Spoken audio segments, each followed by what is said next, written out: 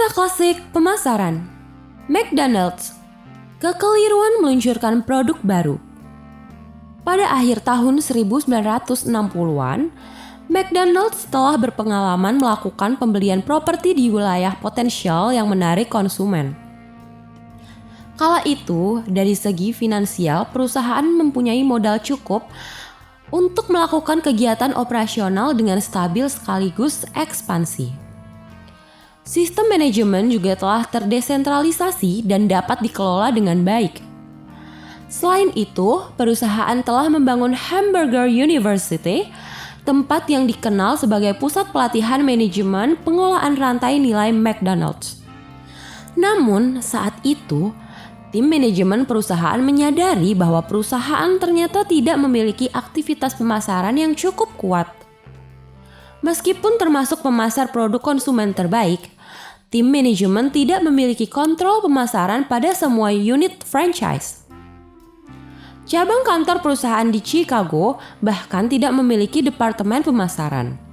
Para franchisor lokal hanya melakukan promosi seadanya dengan membidik sasaran pasar yang paling mudah dijangkau, yaitu keluarga dengan budget terbatas.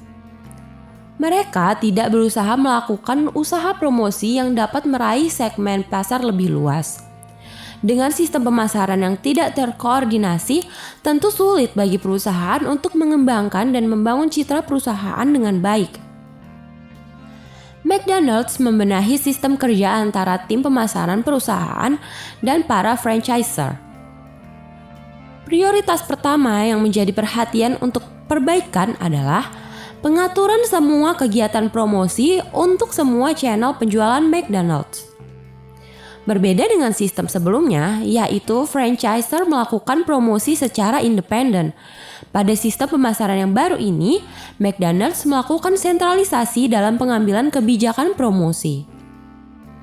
Dengan demikian, hampir semua kegiatan promosi above the line, terutama iklan di media elektronik dan media cetak, dilakukan oleh tim pemasaran McDonald's. Saat itu, tim manajemen memutuskan membuat iklan-iklan dengan fokus utama membangun citra McDonald's. Iklan dibuat sedemikian rupa agar McDonald's tidak dipandang hanya sebagai penjual makanan dan minuman.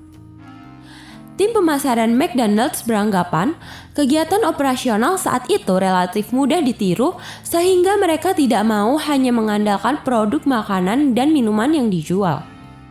Mereka mempromosikan diri sebagai perusahaan yang menawarkan suasana tempat makan yang berbeda dengan restoran fast food lainnya. Selain produk dan harga, dalam iklan mereka menambahkan unsur lain, yaitu keramahan dan kehangatan yang tidak ditonjolkan oleh para kompetitor ketika itu. Secara bertahap, perusahaan terus meningkatkan anggaran promosi dan pada tahun 1973, tim manajemen perusahaan menjadikan McDonald's salah satu perusahaan dengan anggaran iklan terkuat di dunia bisnis. Setiap tahunnya, Departemen Pemasaran Perusahaan mengontrol kegiatan promosi di 130 saluran televisi dengan biaya lebih dari 20 juta US dollar. Tak hanya berhenti pada perbaikan promosi perusahaan, McDonald's juga berusaha menawarkan inovasi pada penawaran paket.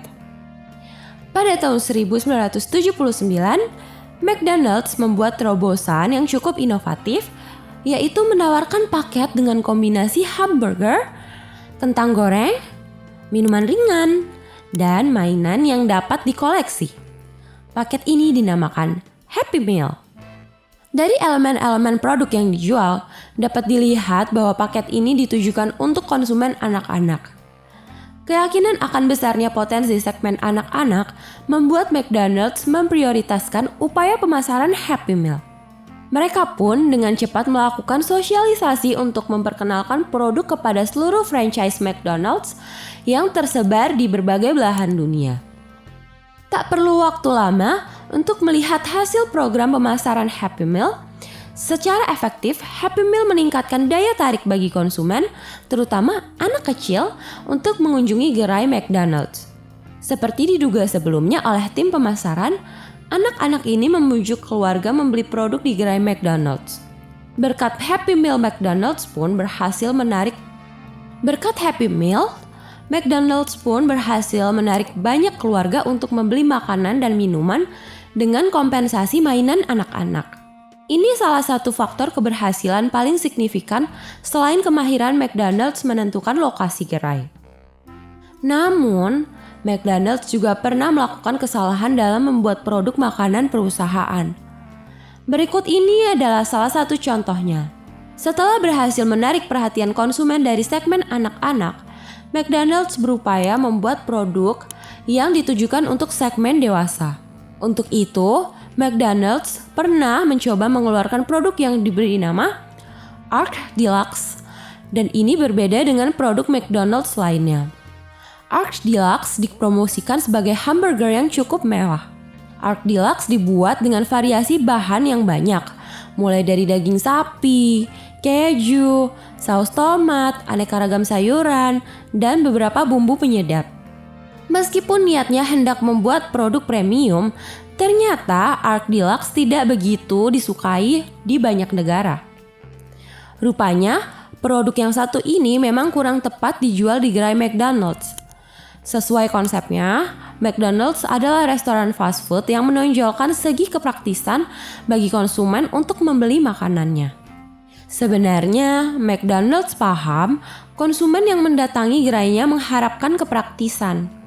Sebagian besar konsumen tahu apa yang hendak dibeli sebelum sampai di gerai McDonald's. Ketika hendak membeli produk, mereka tidak mau dibombardir dengan informasi mengenai variasi atau modifikasi produk yang terlalu rumit. Kesalahan berikutnya mengenai peluncuran produk Arch Deluxe adalah upaya McDonald's membuat produk yang lezat. McDonald's memang bukan tempat makan yang terlalu menonjolkan rasa makanan yang disajikan. Faktanya, McDonald's pun tidak pernah memenangi penghargaan sebagai penyedia makanan yang lezat. Ketika produk ini diluncurkan di pasaran, McDonald's melupakan hal ini dan berfokus menyediakan makanan yang lezat dari segi rasa. McDonald's menyadari kesalahan ini setelah terjadi pergantian di pucuk pemimpinan. Jack Greenberg sebagai CEO baru saat itu menyadari adanya kesalahan dalam pengelolaan produk Arch Deluxe dan mencoba mencari akar permasalahannya. Setelah ditelusuri, keputusan untuk meluncurkan Arch Deluxe diambil setelah McDonald's melakukan riset pemasaran secara masif sebagai bagian dari proses pengembangan produk.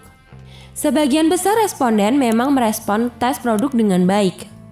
Berbekal hasil riset yang cukup positif, McDonald's meluncurkan Arch Deluxe tanpa pertimbangan yang lebih lanjut. Padahal sebenarnya keputusan seperti itu memerlukan persiapan dan perencanaan yang lebih matang. Alhasil, biaya sebesar 300 juta US dollar yang dihabiskan McDonald's untuk riset, produksi, dan pemasaran Arch Deluxe memberikan pencapaian yang tidak memuaskan.